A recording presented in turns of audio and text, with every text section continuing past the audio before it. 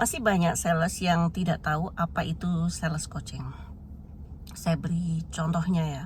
Sebelum saya mengenal tentang skill dari coaching ini, saya di dalam pengembangan dalam tim, baik itunya hire ataupun dia sudah middle ataupun dia sudah senior di dalam tim saya banyak sekali melakukan direktif. Dalam artian yaitu memberikan dari sisi saya, yaitu pemikiran saya, dan kemudian mereka harus melaksanakan. Padahal di dalam keinginan diri saya menginginkan mereka itu maju. Kali ini saya beri contoh, namun berikut-berikutnya kalian mikir harapan saya seperti itu. Namun tidak saya sampaikan, sehingga ketika kemudian terjadi problem lagi dan mereka datang kepada saya berharap solusinya, lama-lama saya kan capek ya, terus menerus seperti ini bertahun-tahun. Rasanya waktu itu gak pernah cukup, karena saya juga pekerjaannya bukan hanya menjawab solusi dari suatu problem. Saya kan pengennya mereka juga berkembang, ya, karena bagaimanapun namanya struktur organisasi semakin lama nanti kan juga ada waktunya untuk berganti. Dan saya pengen mereka juga berkembang. Mereka menjadi makin pintar. Kalau mereka makin pintar, pekerjaan saya jadi makin ringan dong. Ya kan? Target kan jadi makin banyak, makin gede setiap tahun.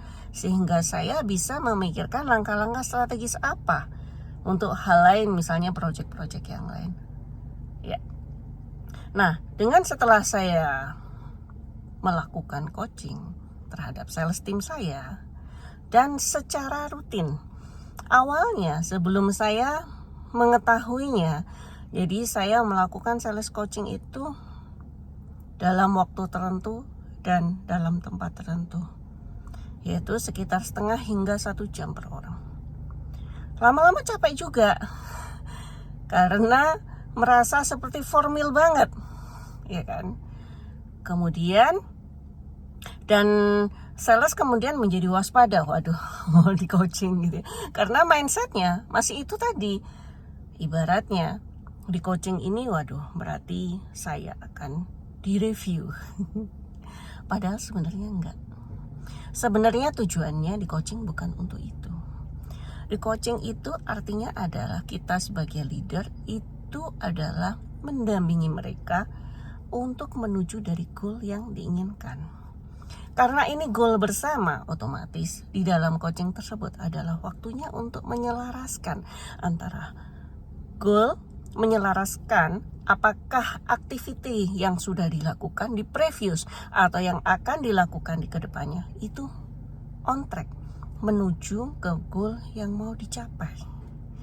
Jadi bahkan di dalam sesi coaching tersebut itu kita sebagai leader justru memberi kepercayaan kepada sales kita untuk memikirkan solusi by themselves dan mereka melakukannya. Dan saya pelan-pelan memberikan kepercayaan kepada mereka. Bahkan seperti nego-nego amount tertentu saya tidak terlibat. Jadi saya sudah memperkirakan resikonya, dan saya lepas dan saya lihat, saya amati. Oke, lanjut. Challenge lagi dengan tanggung jawab yang lebih besar. Ibaratnya, dia sudah naik kelas, udah naik level sekian, berarti tambah levelnya. Dan itulah yang saya lakukan terus menerus. Bahkan coachingnya itu tidak lagi di dalam waktu tertentu. Anytime saya lagi diskusi by WA ataupun by telepon, itu semuanya percakapannya sudah melakukan metode coaching. Gitu ya teman-teman. Jadi kalau teman-teman sudah mempunyai skill coaching ini, enak banget.